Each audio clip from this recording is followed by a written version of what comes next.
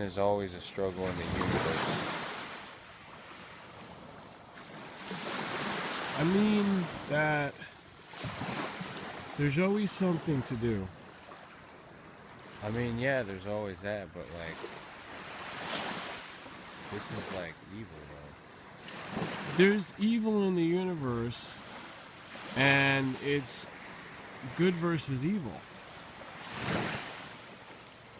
And what do I mean by it?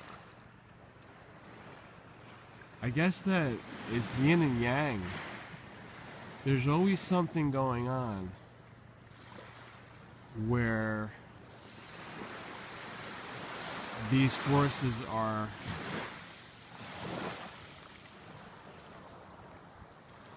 matching up against each other. And good always prevails. Because evil is like this temporary status of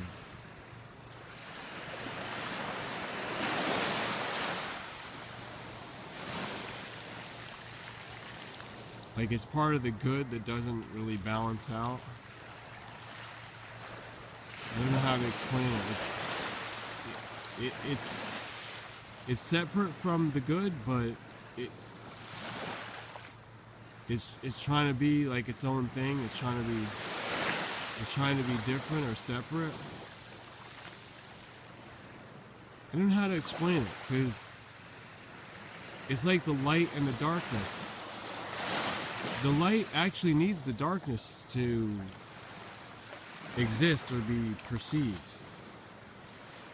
which are kind of the same. Existence and perception. To be perceived as the I am, that it exists, it would not be light without darkness. You understand?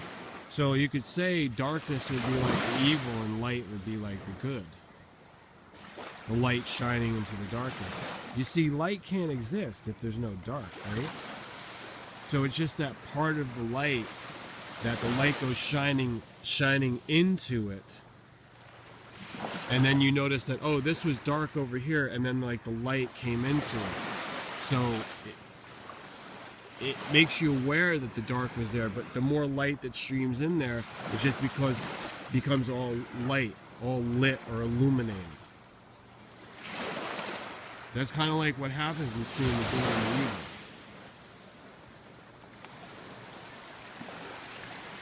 One can't exist without the other.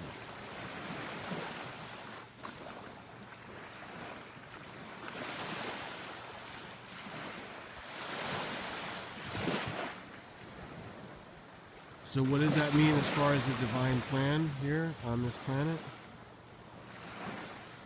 Well, it's this big struggle between good and evil. Overall, everything has to go toward the God, or Yahweh, and all the rest of it has to be dissolved away, like dissolved back into the goodness.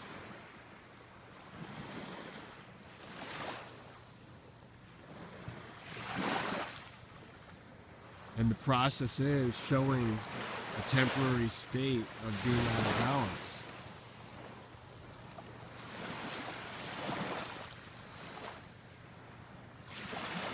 It's a cosmology. Some people want to say there is no good and evil because they're practicing this philosophy of,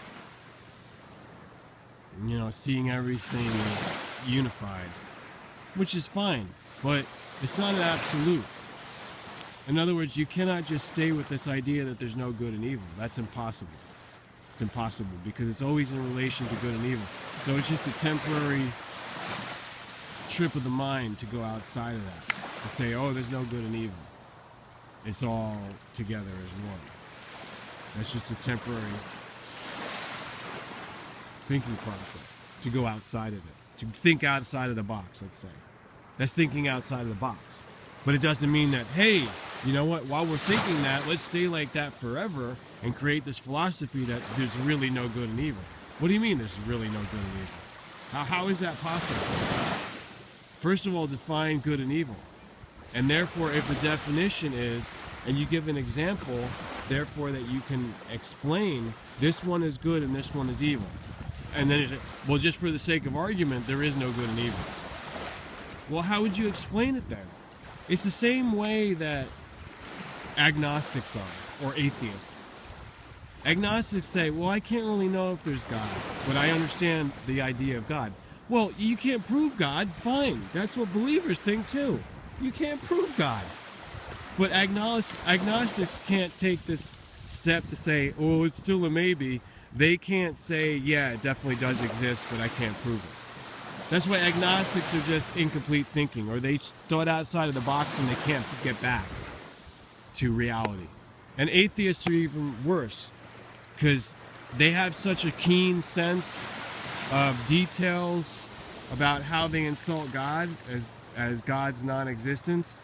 But how can they do that when God doesn't even exist? What are they making fun of then? Or they're making fun of people that say that God exists? I don't know. It just doesn't make any sense to me to look at it that way. There's the same thing as good and evil in what I say that obviously has to be going on in the universe. By what you see on our own planet here.